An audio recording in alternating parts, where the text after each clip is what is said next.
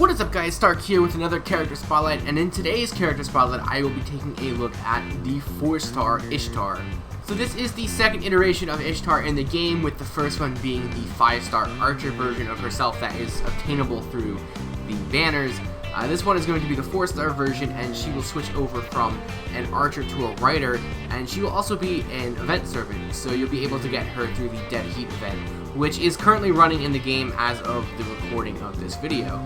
So like with most event characters, she's going to be very good, very balanced character who is going to serve as a very good rider option for like free-to-play characters as a welfare servant. So obviously that alone is enough to just get her. All event characters are really good, and you should always be getting them, and they do come back, very, very rarely. So if for nothing else, you should just get this character because of that, and because it's Ishtar, and obviously you should be getting this character because of that as well. So anyway, that's just me. I don't know, maybe not everyone likes Ishtar, but you should. So I'm definitely excited for this character. I mean, I've personally already gotten the character. I might finally decide to use my Grails and max out both of my Ishtars to level 100. Still not sure about that. Anyway, though, for her stats, she's going to have 10,692 HP and 9,603 attack. This will rank her 72nd overall in attack and 112th overall in HP. So she's got some decent attack, but she's got some pretty bad HP. Overall, though, she is a very balanced character, so I guess it kind of evens itself out. For her star absorption, she's a rider, so she's going to have really good star absorption at 200, and her star generation is going to be 9%, with her noble Phantasm generations on her attack being 0.68%, and on defense it will be 3%. So as you guys can see here, the items required to max out Ishtar are going to be less than normal characters, and that is primarily because she's an event character, so she has the event item for her ascension instead of the normal materials. So you do have a little bit less of a challenge in order to max her out. However, you do need to make sure you get all the items and all the copies of Ishtar before the event goes away. Otherwise, you'll have to wait pretty much a full year in order to get those items again. So now let's go ahead and jump into her skills and take a look at what they do. And overall, I think she's got a really good set of skills personally.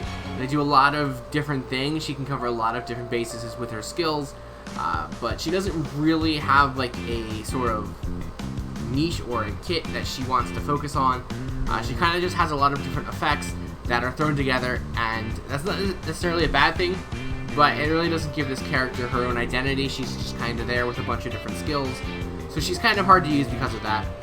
First up, though, is the Shining Water Robe A. This will increase her party's quick card effectiveness for 3 turns. This will also increase their Buster card effectiveness for 3 turns, and this will also increase that party's Noble Phantasm gain for 3 turns. So this is a fantastic skill. Obviously, being able to increase your Buster card effectiveness or your quick card effectiveness is going to be very, very helpful for 3 turns, but she does both of them, and on top of that, she also does have the Noble Phantasm gain for your party each turn for 3 turns. So this is going to be a huge skill, and usually when skills like this happen, they give higher cooldowns to these because the effects that you get in the skill are just so good. But for Ishtar, she's going to actually have a 5-turn charge time at maximum level, which means there's only 2 turns of waiting in between the usage or the end of the skill when you can use it again. So this is actually a really fantastic skill, and you should definitely be leveling this up pretty much as quickly as you can, because you want to get this skill as low as cooldown as possible so you can keep using it over and over. And getting that 20% bonus is really nothing to sneeze at for your quick card and your Buster card. So yeah, definitely want to max the skill out first. I don't think there's any question about that. So yeah, just put all efforts into maxing the skill out as quickly as you can. Her second skill is going to be the Excel Turn B, and this will apply evasion for 1 attack as well as increasing her critical strength for 1 turn. So this gives you a huge increase to your critical strength at 50% at level 10 on a 4-turn charge time, which is actually really nice. She has really low cooldowns for her skills. The main problem for this is, well, I guess there's 2 problems. The first one is that you only evade for 1 attack. Not for 1 turn, it's just straight up for 1 attack. If this was for 1 turn, I would definitely rank this a lot better than what I actually do, because then, even if you do use it when you don't need to do your critical attacks, then you're still getting that full turn of evasion. But you can get hit for 1 attack, and then you can end up dying anyway, and you pretty much just wasted the entire use of this skill.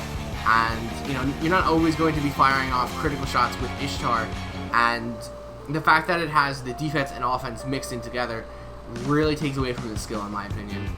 And then third and finally, she has the Summer Breaker A, which will do a lot of things. So it will apply invincibility to her for 1 attack.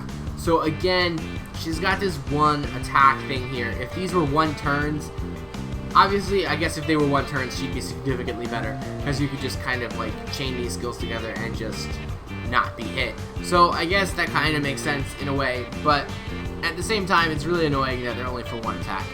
Other than that though, she gets herself a ton of buffs. So for 1 turn, she will increase her critical strength, her critical star drop rate, her noble phantasm gain, her debuff resistance, and her healing received by 50% on all of those effects for 1 turn. So that's obviously going to be a huge skill. You're going to get a ton of different effects out of that. However, she will stun herself on the following turn. So that is unfortunate, and she does have a 6-turn charge time on this skill. Obviously, it has a ton of effects, so it's going to have a bit of a higher cooldown. But even then, it's not that high, so 6 turns is really manageable in my opinion. So overall, she's going to do a lot of different effects, like I said, a lot of cool things. The main drawback, I feel like, for her skill set is that both of her defensive skills are tied into her critical increase skills. So you could chain the skills together in separate turns, so you can go, you know, Summer Breaker 1 turn and then Excel turn the other turn, or vice versa. You'd actually do it the other way because you stunned herself. But you could combo them together and get the 2 turns of 50% increase to your critical strength. So you could do that, but then you're either wasting the defense or you're wasting the offense, really. It's a hit or miss for me. Like I said, if they were for 1 turns instead of 1 attack, then I think it would be, you know, significantly better. And, you know, that stun in her skill set really does drag it down a little bit. Although there are ways of getting rid of that, so that's definitely not the worst thing that could happen. However, it is just unfortunate that it's there, because then you have to bring someone in who can get rid of it if you really need to get rid of it. She does have 3 passives though. The first one is going to be the Independent Action A, which will increase her critical strength by 10%. The second one will be the Writing EX, which will increase her quick card effectiveness by 12%. And then her third and final one is the Core of the Goddess B, which will apply damage plus 225, as well as increasing her debuff resistance by 22.5%. Overall though, I do think she has a very good set of skills, if not, you know, flawed in a few different ways. But overall, I think the positives outweigh the negatives, and she can do some really cool things. She has a ton of really good effects, and if for nothing else, that first skill is just fantastic. So I will award her 4 stars in skills. So now let's go ahead and jump over to her command cards and her Noble Phantasm, so we can talk about her damage and some other things here. So for her command card deck, she's going to have 2 quick, 2 arts, 1 buster, and the hit counts will be 2 on the quick, 3 on the arts, 5 on the buster, and 3 on her extra attacks. So overall, she's got a decent deck. It's balanced just like this character is. Pretty much everything she does is just balanced. She's got decent Noble Phantasm generation on her arts cards. Overall though, I think she's got a very balanced deck, and she can do, you know, pretty much everything, really. As for her Noble Phantasm, she is going to deal damage to all enemies, and then on the overcharge, she will increase your quick card effectiveness for 1 turn. So this is a very basic Noble Phantasm, but at the same time, it's very good, and it's definitely very helpful for Ishtar herself, since, as I just mentioned, she definitely wants to focus on using her quick cards. So this will be very helpful getting that quick card effectiveness increase, and you should almost always have this overcharge and firing it off, because she is a welfare servant and you can get her up to level 5 very easily, so you can get the extra bit of Noble Phantasm gauge when you are getting ready to unleash this Noble Phantasm. So you don't have to worry about that, and you know, it's a pretty good increase as well. You'll get 20% and you go up to 60% if you do, you know, max it out. So that's a pretty sizable increase. You can stack that with her first skill as well. So if you're on a quick chain, you can just go in and do some pretty good damage, especially if you have stars or you use your crit damage skills built up. So you can do some really good burst damage with her. If anything does survive the AoE damage, she can go in there and clean house and pretty much clear out the wave, I would think.